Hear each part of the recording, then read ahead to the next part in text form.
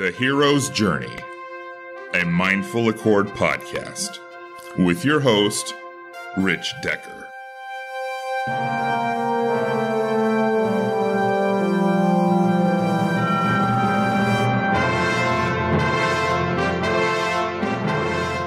Hello, and thank you for taking some of your valuable time to listen to the show. My guest today is Patrick Brennan. This is the first time that I really spoke out of in a larger group about this, but I don't have these negative thoughts that are spinning in everyone's head. Patrick is co-owner of Vibetality, which is a yoga, fitness, massage, and sensory deprivation studio in Chandler, Arizona. Vibetality is actually one of a kind. It's the only yoga studio in the country that incorporates whole body vibrational plates into the flooring of their yoga studio. Now, if you met Patrick today, you would never know how deep the abyss was for him. He was in perfect shape and on a fast career track, earning a lot of money, when an unexpected illness completely turned his world upside down. Patrick went to 75 to 100 different doctors. He doesn't really remember exactly how many, because the illness had a significant impact on his brain as well.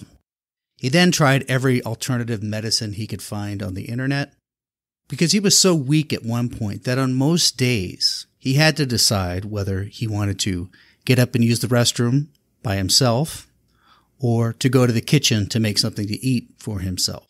That was the extent of the energy that he could spend that day. He finally found a few things that allowed his body and mind to begin healing, which he describes in our conversation. And as the healing began and his health returned, it became his mission to help others achieve maximum health through diet and fitness for both the body and the mind. It's my great privilege to present to you the hero's journey of Patrick Brennan. Enjoy. Thank you, Patrick. Thank you for joining us today on the Hero's Journey, a Mindful Accord podcast. I'm very excited. Your story is a great story, and it's a great hero's journey, and I'm excited for the listeners to hear it. But let's start at the beginning of your journey. Can you tell us a little bit about your childhood? And this is something I ask everybody that comes on the show. Tell me something that your parents instilled in you, some principles, for better or worse. Sometimes they're not always for the best, but you still carry with you today. Thank you so much for having me on, man. I'm excited to get to chat with you. Grew up around the Denver area in Colorado. Most of my childhood was spent outdoors, barefoot, hunting snakes, catching lizards, and exploring the wilderness. I would say I had a really nearly idyllic childhood. Moved to Castle Rock, Colorado when I was about 8 years old, into your hometown, which we found out a couple years ago, which is pretty exciting. And you don't meet a lot of people from Castle Rock that live in Arizona. You don't meet a lot of people from Castle Rock, especially at that time frame when there was only about 10,000 people in Castle Rock. So the thing that I will say that I most received from my parents, which can be a for better or worse, can have a double-edged sword, is a really strong work ethic and an ability to just grind through whatever needs to be done. Now, what did your parents do? Yeah, my parents always owned their own business from the time I was born. So started out before I was 8 years old. They owned a bike and ski shop, which in Colorado, that was the thing to do. And then after around that 7-8 time, they started another business in licensed sports, which means they opened stores that sell jerseys and hats and all of those things to people that like sports. So you were raised in a sports entrepreneurial environment. Yeah, we never really were pushed for the entrepreneurial side of life, but we definitely spent a lot of time in sports. we had a batting cage in our front yard growing up. And it was expected that we would utilize that a couple hours a day. So it wasn't like, hey, here's the thing. We had a baseball field in our front yard, now that I think about it. So my dad converted a horse corral on the property that he bought into a baseball field. And we had a lot of fun, man. It was a good time. What part of Castle Rock? I grew up in Surrey Ridge. It's a little bit outside of town. When I first moved to town, it was a 15-mile drive to a grocery store, which sounds weird to most people. Right. But that's what it was. When you were growing up, we all have these dreams. I want to be a fireman or a rock star or a ballerina. What did you want to be when you were a kid? I think I always wanted to be an athlete of some kind. Baseball was the thing that was probably the easiest for me. I probably thought that I would be a professional athlete, but I didn't really have, I have a really interesting ability where I don't look all that far ahead. Even today, I don't look all that far ahead. I kind of have a nose to the grindstone mentality, and I pick a path or a direction that I want to head, and then I just kind of work until I'm where I want to be. Which is, it's becoming more and more apparent to me how unique my mindset is as I age and interact with more and more people. Because so many of us are always thinking either in the past or the future. Yeah, I think a lot of people get stuck on, more often than not, I think people get stuck on their long-term goals.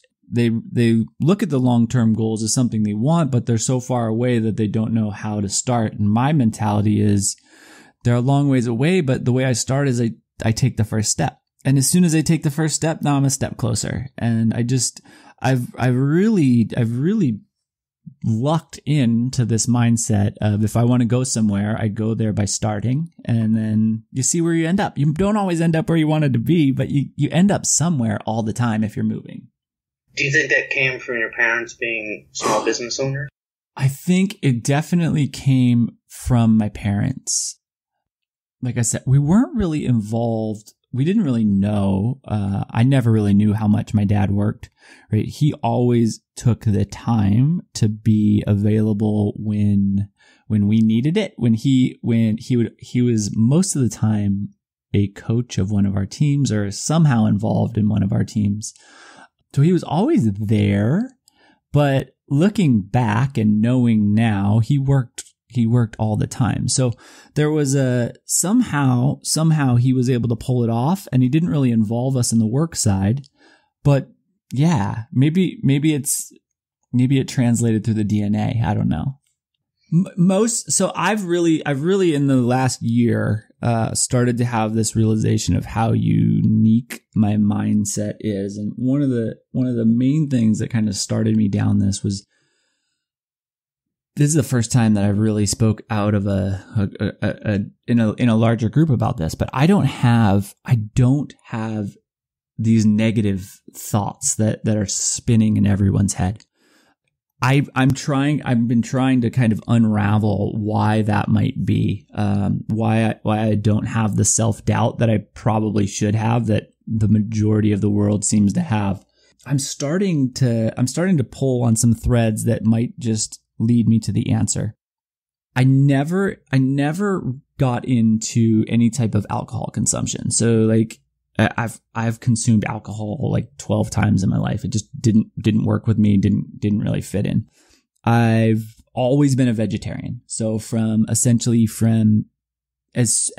soon as I could cognitively make decisions on my own about what I was eating till now, I've been a vegetarian.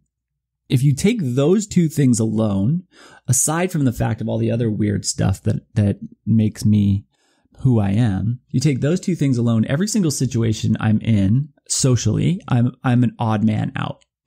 I just had to be okay with that because that's who I was, and it's always who I was.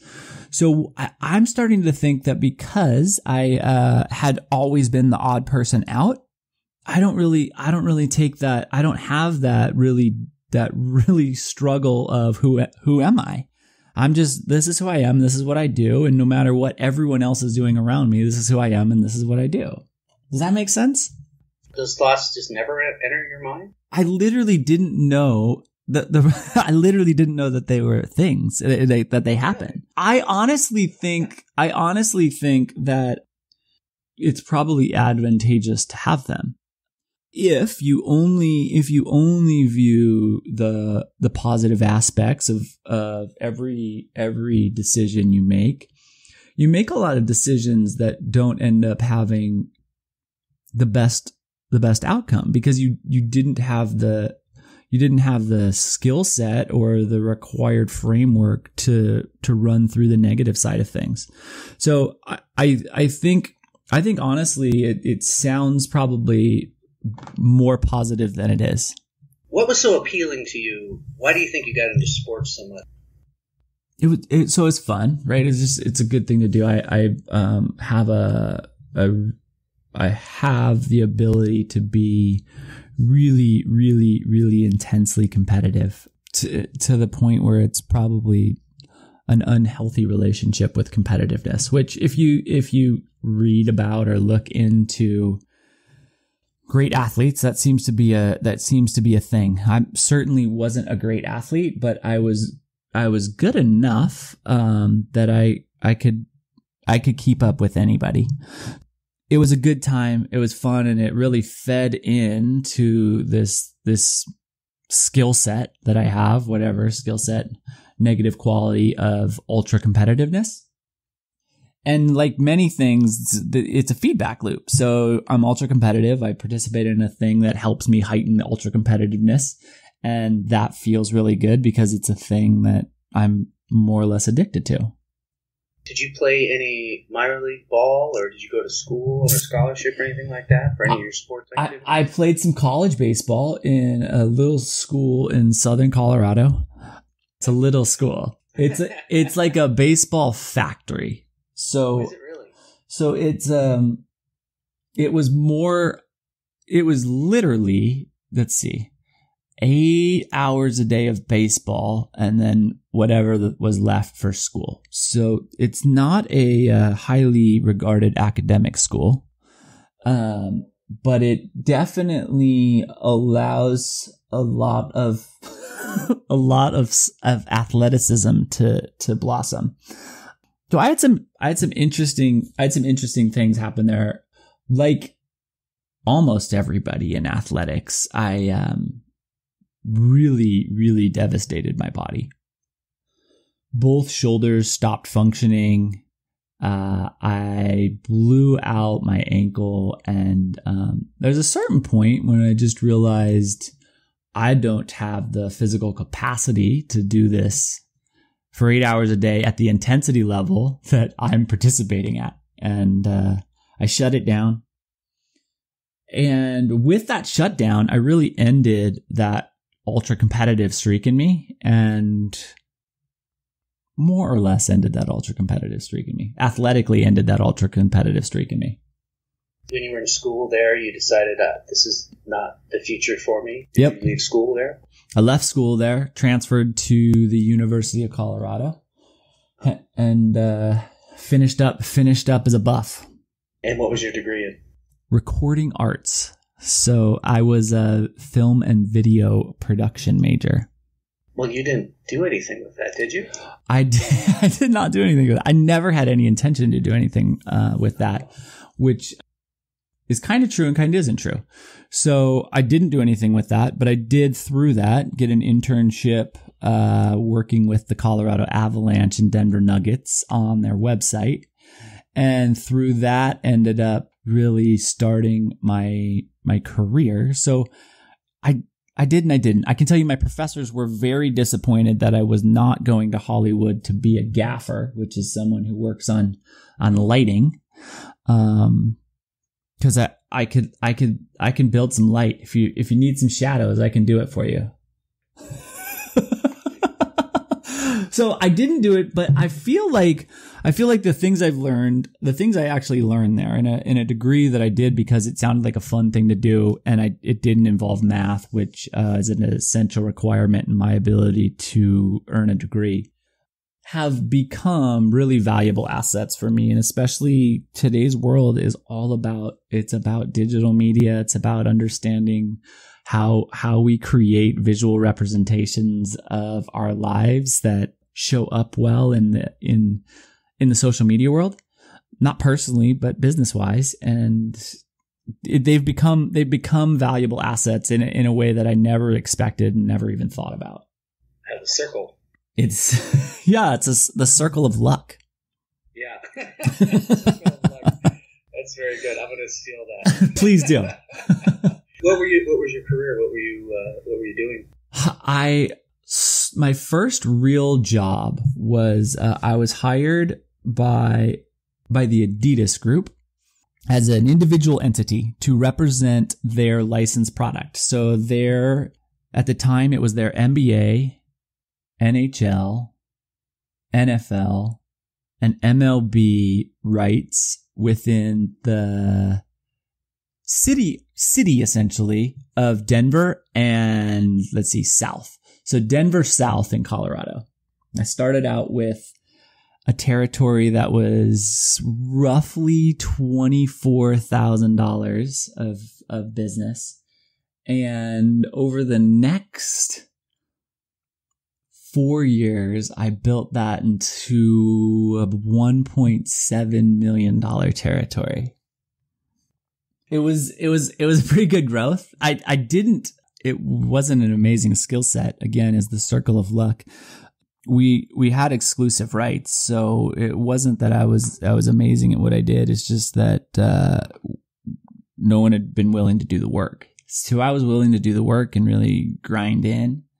They did not hit the pavement for sure. Yeah. A couple years later, I expanded my territory to the Southwest. So New Mexico, Arizona, and Las Vegas. And the territory grew to, I think, 5.8 million at the biggest I ever got it. So I blew that territory up for them pretty good. Yeah, it was a fun time. The ultra competitiveness in me worked really great in that business. The ability to grind and work from the moment your eyes open until the moment your eyes closed worked really great for me in that territory.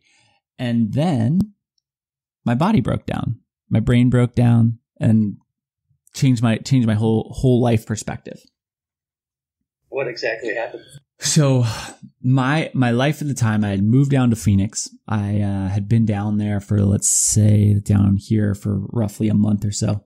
My life was wake up, respond to emails, go to the gym for 2 to 3 hours, come back, finish out my work day, then go to the gym for 2 to 3 more hours, come back, respond to any emails, go to bed. And one morning I got up, I did my emails, I went to the gym, I came back and I was like, I'm going to go on a little walk. I was living over by South Mountain and I went on a quick walk. I was probably a half a mile out and something happened. I don't know what it was, but I all of a sudden realized that I was in trouble and I needed to turn around and make it home. And it took me about, I want to say it was at least a couple hours. I could walk maybe a couple steps, then I had to sit down. And I just walked a couple steps, sat down. I had no idea what was going on. I got home, I got into bed, and I woke up 2 days later like I'd never slept at all. Just as fatigued and as tired as I could ever be. The next year and a half plus, I was essentially bedridden. I did not get out of bed for more than to use the restroom. My choices on a daily basis were, do I have enough energy to use the restroom or make something to eat, right? Make it to the kitchen. It became this very instantaneous chronic fatigue. So before this happened to me, if someone would have said I'm suffering with chronic fatigue, I would have said, like most people do, oh, you're lazy, whatever, etc. And this whole shift just really changed my perspective on chronic illness and how devastating chronic illness can be and how it really impacts so many people's lives in ways that doctors aren't able to help with right now. I'm assuming you went to the doctor. What did your doctor say? Yeah, so I went to a general practitioner and I told them what was going on. They said, I think it's a virus and it'll probably be gone in 2 weeks, but I'll send you to the specialist. I went to the first specialist and he said, let's do these tests. And we ran the tests and everything came back perfect. And he said, yeah, it's probably a virus. It'll be gone in 2 weeks. I promise you, you're not going to be like this forever. It's going to be back in 2 weeks, or you'll be back in 2 weeks. And then 2 weeks went by, nothing happened. I still felt terrible. I actually was getting worse and worse and worse. And basically that cycle repeated for probably 3 to 4 years, where I just went to doctor after specialist after specialist. Everybody told me I was going to be fine and that all of my results were normal. They would be the ones that would solve it for the first couple times I visited them. And then eventually they'd say, oh no, you don't actually have anything wrong with you. You're fine. And you should just probably, oftentimes after you get to the point where a doctor can't solve the puzzle that you've put in front of them, they say, well, why don't you see a psychiatrist? Which is just a, hey, please get out of my office because I don't know how to deal with you. So please leave. So that cycle went on for 3 to 4 years before I gave up on doctors and started just testing everything that might be on the planet. So I've lost count on my total spend on this, but it's well over several $100,000 on the testing and doctor's bills that I've spent trying to make myself a normal human again. I'm as normal as I can be. I've made it back to semi-normal, I'll say. How were you able to sustain your income? Yeah, so luckily enough, the amount of business that I had built up in my territory was more or less to the point where it could provide me semi-passive income. So as long as I could send out a couple emails a day, I was in a position where I had more money than I deserved coming into me. I was spending everything that I was making, but I was able to continue to do it without really being able to leave bed. So a lot of being in the right place at the right time. Describe a typical day for you. The challenge of that question is I stopped retaining memories. So for a couple years of my life, I really don't have any recollection of what was happening. My typical day was I'd lay in bed, I'd have a computer plugged in next to me, I'd try to type out as many as I could, and then I'd go back to sleep, wake up. That's it. I literally did not. In the condo that I was in, I didn't leave that place for more than 5 minutes for 3 years. So you were in a prison in a way. I was in a prison in my body. My body definitely became a prison. My mind became this really mushy thing. It wasn't just I couldn't make memories. I also couldn't really follow my own thought processes. There was this. I try to describe it to people, and it's an impossible feeling that I hope no one ever experiences. But I try to describe it as trying to think through mud. It was like the thoughts were out there, and I just couldn't clearly collect them and bring them either to me or out from me. So if I look back at emails from that time, I'd probably be mortally horrified by my inability to put sentences together. But luckily for me, I had some really good customers who were patient with me. Helped me get along until the point where I could get out of bed for a few minutes at a time anyway. And we made it. We just kept making it through. How many doctors did you visit? It's gotta be somewhere between 70 and 100.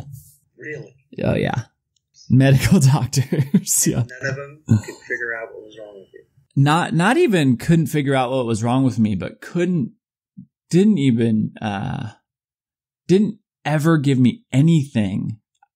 I can't remember anything that was even like beneficial on the medical side. There were some things that became beneficial that were like medical drugs, but they were things that I ordered myself through other countries that no doctor would even consider giving me here. And when I told them about it, they always told me don't do it. Well, when you're in a position where your life has been completely ripped away from you, it allows you a whole new level of freedom to experiment with what works and what doesn't work on your biology. And it's not as if you were going to get worse. The only thing worse would be you would have died. And at many times that wasn't worse. That's the reality. Yeah, right. So if you can't think, you can't move, and you can't remember, there's not a lot of things to live for at that point.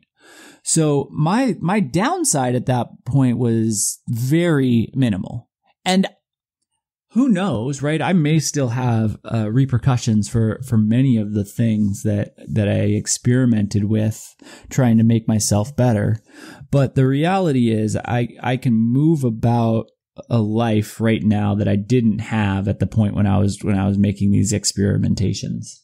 What did you experiment with? Can you just give us some examples? I mean, honestly, it'd be easier probably to tell you what I didn't experiment with. I experimented with all types of prescription drugs. So things that were supposed to be antiviral, things that were supposed to be antifungal. I experimented with things that were supposed to, drug-wise, that would increase oxygen flow to the brain. Anything that felt like it might potentially be the cause, I tried to acquire and would freely take. And when you're ordering from Russia, India, you may or may not be getting real things. So, the things you order on the internet may or may not actually be the things. Sometimes I'd order something and I would feel this amazing impact in what how I function. And then I'd order the same thing. I could tell the packaging was different. I'd get it and it didn't do anything the next time. So who knows what I was actually taking on that side. I also tried all kinds of medical devices. I bought one of the things that I just kept feeling was my brain wasn't getting the nutrients or oxygen that it needed. So I bought an oxygen compressor. I bought EMF machines. I bought whole body vibration plates, which ended up being one of the things that impacted me the most. I literally, if you could find it and someone said anywhere, any corner of the internet that it had helped them in any way, I bought it and I tried it. Where are all these things you bought? Where do you have them now? Do you have like a museum? It's funny. I have almost all of them. And I just started mostly because my financial world has changed so significantly. I just started selling them off. So yeah, I still have if you go and you look in my bedstand, there's like cords for pulsed electromagnetic fields. There's tubes for oxygen compression. Yes, my house is riddled with these things. How do you feel about the medical profession? I'm sure that there are great doctors out there. And I think if you have a acute injury, you have a broken bone, you have something that's readily identified and identifiable, doctors are great. If you have a case of a mystery something and you're looking for Dr. House, which is what everyone kept telling me. I've never seen it, but it's a TV show. It's out there. Everyone keeps telling me that's who I should have been looking for. They don't seem to exist, at least not what I could find at my income level. So there may be another income level that allows you to find that specialist who actually cares and will just dive in and do everything. What I found was a bunch of people who didn't have great information. I think I can make more impact now helping people breathe properly, eat the proper foods, and take care of their body than most people can making a trip to the doctor's office. Well, we'll get back to that. So what started working? What changed? What got you out of that? Yeah. The biggest thing that was the most impactful for me was when I found whole body vibration. So whole body vibration is just essentially it's a mechanical device that provides a specific frequency and amplitude of vibration that travels through your whole body. And the specific frequency and amplitude that I found happened to be the one that's the most beneficial for the biology of humans. And I would stand on this plate for a minute a day, and then I'd go back to bed. And then in a couple weeks, I could stand on it for 5 minutes a day, and then I could go back to bed. And then in a couple more weeks, I could stand on it for 15 minutes a day. And I still felt pretty good. And then I started to do a little bit of yoga movement on the whole body vibration plate. And I started to feel better and better and better. And I started to extend my ability to be out of bed. And that became one of the things that gave me the most impact. And it's definitely been the thing that's given me the most sustained impact. And I continually use it every day. Can you explain what exactly the whole body vibration does? Yeah. So, physically, it actually vibrates your body, and it creates a contraction and relaxation in the muscle tissue. So, it creates a contraction and relaxation in the muscle tissue 30 times a second, which is faster than you're going to be able to create non-mechanically. But there are these little tiny contractions. The two biggest things that being on whole body vibration does is it gives you a full lymphatic cycle. So our lymph system doesn't have the ability to pump itself. It requires the mechanical squeezing of muscle tissue in order to move. And our lymph system is more or less our detox system. So when you become profoundly unhealthy and you no longer have the energy to move about, there's no way for your body to detox. So every time you're trying to get better, you're really the moment you start to move, you're just kind of just barely moving this sludge that's in you, and then it's redepositing and you're feeling terrible again. Well, with whole body vibration, you're able to fully cycle that. You're able to utilize that full cycle to eliminate anything that's been stagnant in you. And if you haven't been moving a ton, there's a lot of stuff that's stagnant in you. So that's one of the things it does. The other thing it does on a hormonal level is it significantly impacts your production of growth hormone. And when you start to ramp up your growth hormone production in a really natural way, all of your lower downstream hormone cogs start to turn the way that they're supposed to. So you're able to really normalize your hormonal function and clean up junk that you've had in you. So it's not a magic bullet in that it's not a cure, but what it does is if you've put yourself in a position where you're starting to get better, it allows that progression to continue at a really rapid rate. So you think it brought about the healing process, or it just accelerated? It massively accelerated it. And in a way it brought it about because I don't believe you can heal without the ability to use your lymphatic system.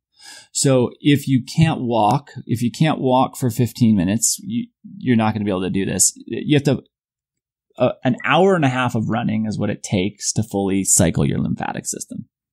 So, if there's no way you're ever going to do that, you're not going to be able to get better, unless you can somehow mechanically move the lymph through your body. Do you think that's why, although, we're living longer than we ever have in human history, Yeah. there's also a tremendous amount of disease. I mean, our medical system, I don't want to be too critical. I wouldn't want to live without it. Yeah. It's not too concerned with cures. It's concerned with treating symptoms. Yep, for sure. But do you think, because, we were designed over the course of millions of years, this body we inhabit, and that body was moving a lot. Yeah. So in the world we live in now, we sit at desks, we watch TV, we do all these things. We sometimes go to the gym, some of us don't. Yeah. Some of us skip the gym. Do you think that's part of why we have so many chronic illnesses in our culture? It's a part of it for sure. There's a bunch of things though. There's the fact that the nutritional information that we've received for the last 40 years is essentially backwards of what we should be getting. It's the fact that we've taken eating nutritious food and made that into a psychological punishment. It's the fact that we've taken our movement practices and made that into a psychological punishment, right? So, I have to go to the gym today because I ate ice cream last night, right? And I need to punish myself for the choices that I've previously made. That's the majority of the psychology around eating and working out. And I think both of those are backwards. Movement's a reward for our body. And when movement's taken away from you, you'll really understand how much of a reward it is. So yeah, we don't move enough. We sit in chairs all day, which sitting in chairs is probably nearly equally as bad for you as smoking. So we sit in chairs all day. We don't enjoy our movement when we do it because we do movement that feels like punishment, and we eat terrible food. We eat food-like products and not real food. I think those are the three things that are impacting us the most, and those are the three things that medical professionals aren't even trained in. So it's not really their fault that they don't know about them. It's not in their education. Well, they're trained now, at least this is my interpretation, to just prescribe something whatever the ailment. Yeah, and they're paid for that too, right? Like that's how they make their real money. Yeah. I have a friend, I want her to be a guest on the podcast eventually. She is a naturopathic doctor, and she says exactly that they're highly compensated to prescribe the next medication. Yeah. It's amazing. It's so sad. Part of this skyrocketing cost of health care that for many it's out of reach. If you have insurance, great, but if you have like a major incident happen, it's probably going to bankrupt you. For sure. Even if you have insurance, oftentimes. I think I read a statistic about well over half of the bankruptcies were due to medical issues. That seems like a problem to me. Not to get political. Yeah. Right. But let's get back to the cure. So you started feeling better. Yeah. You were doing the whole body vibration. You were doing yoga. Yeah. And you started feeling better. Now, looking back, what do you think happened to you? What happened? Do you have any idea? Yeah. I mean, I do and I don't. I have an idea that I was not treating my body or my mind properly. All of my systems were essentially run at red line all the time. So I just went as hard as I could all the time, and it produced really incredible results until it didn't. So I think that was a component of it. I believe there's another component of it, and I don't know exactly what that is. Part of it, I think, could have been avoided had I treated my biology and my psychology better. So you think part of it was mental? No, I don't think the symptoms were. I know the symptoms were not psychological, but there was no break for me mentally. So it was just wake up, go, sleep, wake up, go, sleep. And quite honestly, at that time, sleep was really, really unimportant to me also. So it'd be a couple hours a night. So I was just go, crash.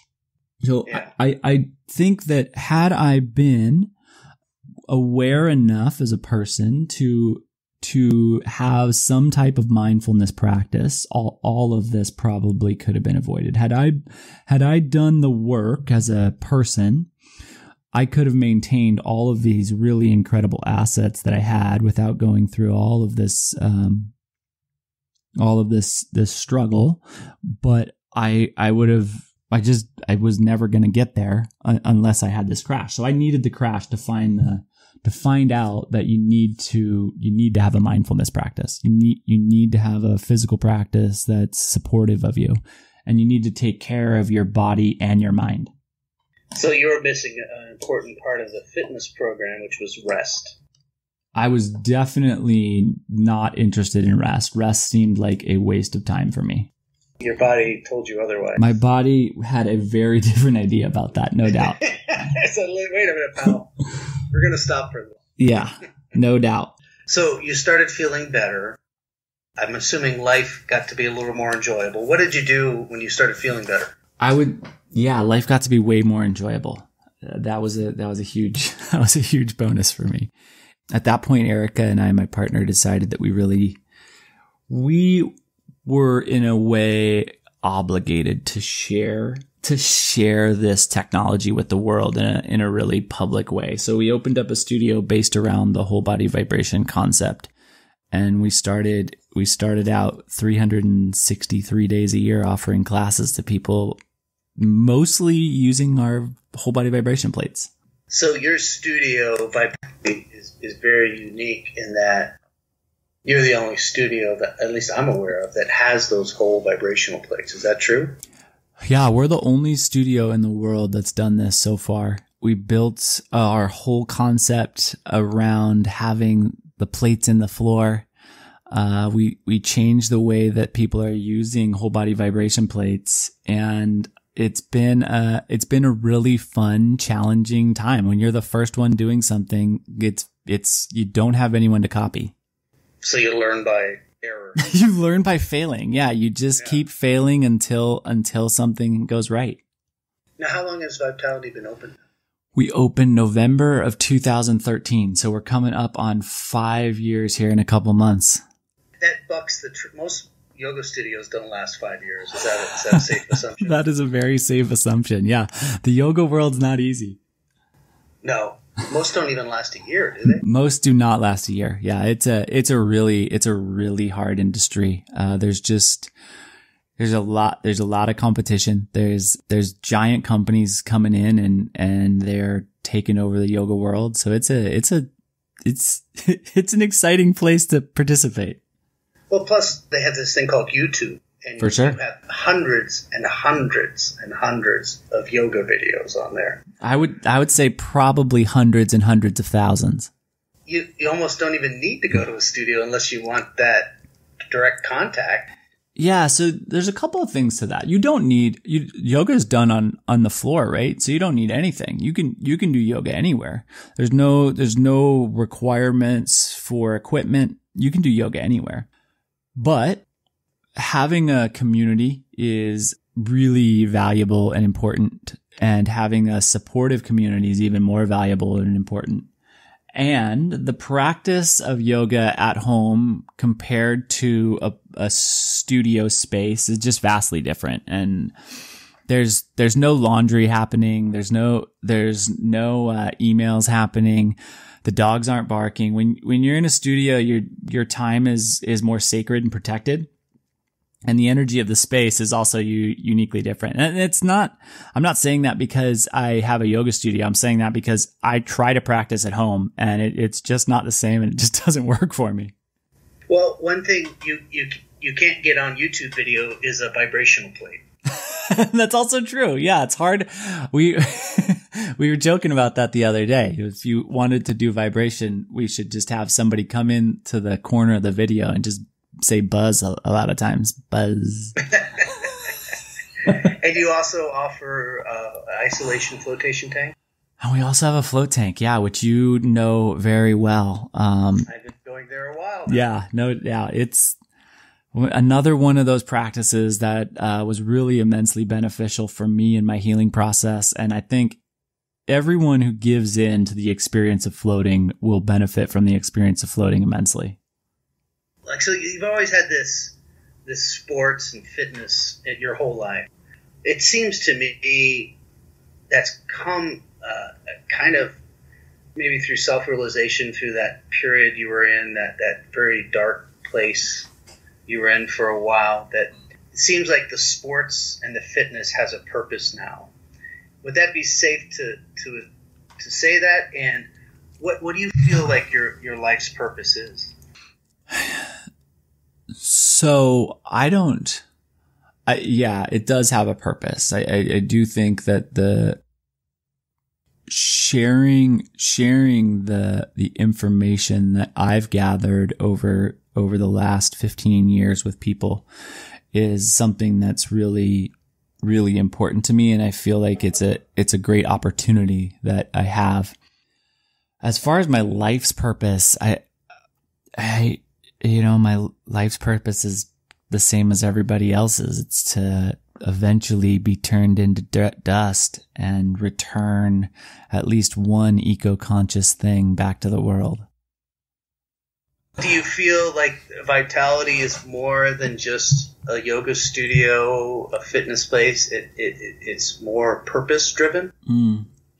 So Vitality has become a really unique group of really amazing individuals. It's become this anchor and this hub of people who think about their health and their wellness really differently. It's become a hub of people that want to feel, function, and maybe then look better as a third thing. And it's a place where a lot of really cool human interactions happen. So yeah, it's different and it's more special than other places that I've been to. Vibetality it's truly an amazing place, but I don't take any of that credit. I think that that's all from the participants in the community. The Vibetality community has made this place become so special, and Erica and I just happened to be around while it happened.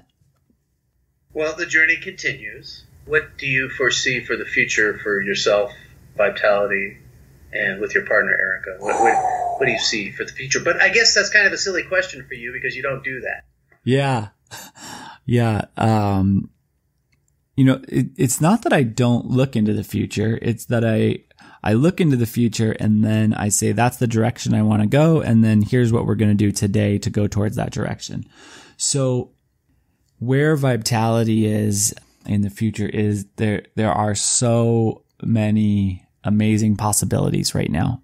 I can't even really get into everything that we're working on, but we're working on some things that we hope will truly change the way small business exists and the way that communities, not just small business communities, but communities and cities work. That's a big goal. Our goals are way bigger than that. So our goals are really, honestly, our goals are to impact the world in an amazingly positive way. Why else do anything unless you want to dream big? For sure. You gotta do something, do it big. For sure. I don't want to say don't do it at all, but dream big, right? Dream big. That's how things change. If you don't dream big, you won't create change. And we really feel like that's the reason the Vibetality community has presented itself to us in the way that it's presented itself to us, is that it just allows for a template of future change around the world. And we're really excited to figure out the path to best replicate what's happening in this little tiny corner of Chandler and spread that in a really different way around not only the city, the state, but around the world. Well, that's awesome. Thank you, Patrick. Thank you for joining us on the podcast. And I'm sure anyone that listens to this will be as inspired by your story, by your hero's journey as I am. Thanks for having me on, man. Thank you again for listening. And please leave any comments or suggestions. We're always looking for ways to improve our show and make it the best show it can possibly be.